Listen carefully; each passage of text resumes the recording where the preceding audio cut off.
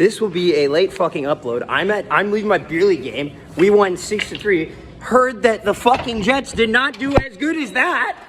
Get ready to fly.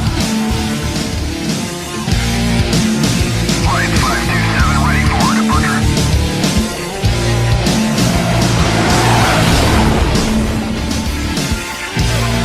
Get ready to fly.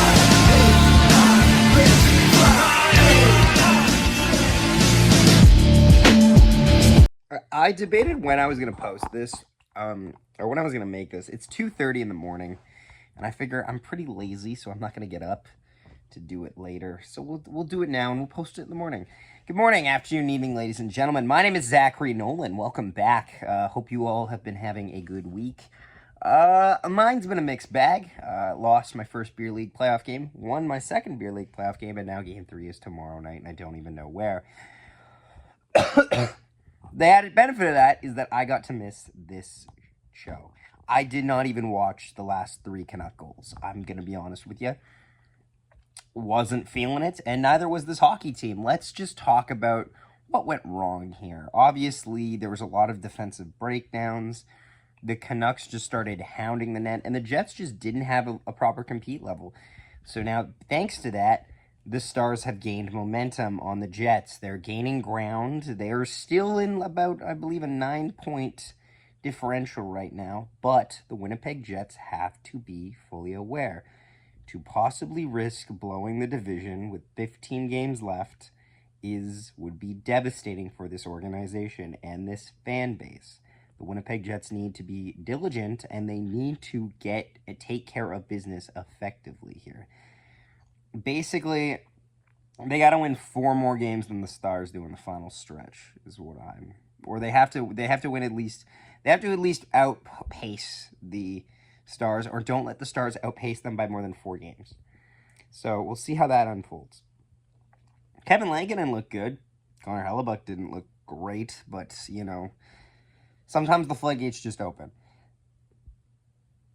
It's been a while since the Winnipeg Jets have given up 6 goals, and honestly, I don't go through that enjoying it, and it sucks. Like, the first goal is just like a great chance by Nino, and back the other way come the Canucks on a one-timer, and it's just let's talk about the 2 Jets goals. Nikolai Ehlers from Vlad Nemeskov. You'll love to see it. That second line, it's a fun second line. And then the other goal is a Alex Iafallo goal with the assist to Brandon Tanev and Luke Schenn, getting his first point as a member of the Winnipeg Jets. Good for him. Good for him. It's unfortunate this game was very inconsequential in that regard, but nonetheless, I'm happy he found the back of the score sheet. Because he does not find the score sheet often. He came into this team with 5 points, so now. It's now, like, you take what you get. They move around the bottom 6, and it's just, the Jets just don't figure out how to make it happen, and it hurts. It sucks. Over the course of the first 2 periods, I'd say it's somewhat contained, and in the third period, or at least the second half of this game, the Jets completely just cave in. And it sucks. It sucks.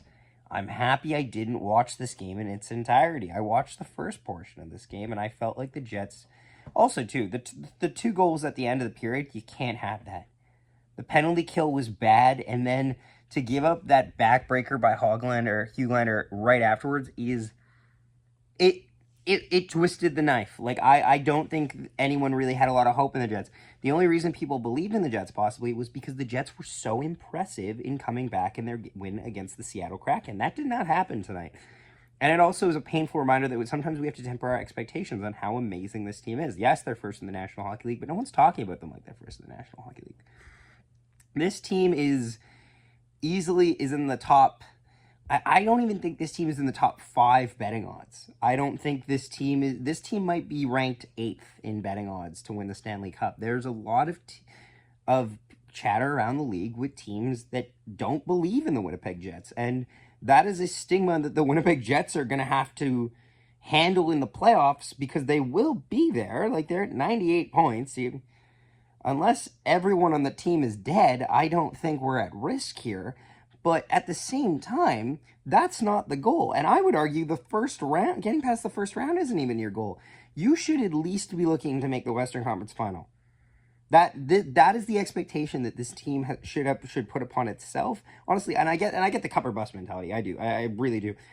But steps here. Make it to the Final Four, and then we go from there. But yeah, this team, they have to show consistency, and they have to prove some doubters wrong. Let's do Moose Watch now. Moose Watch!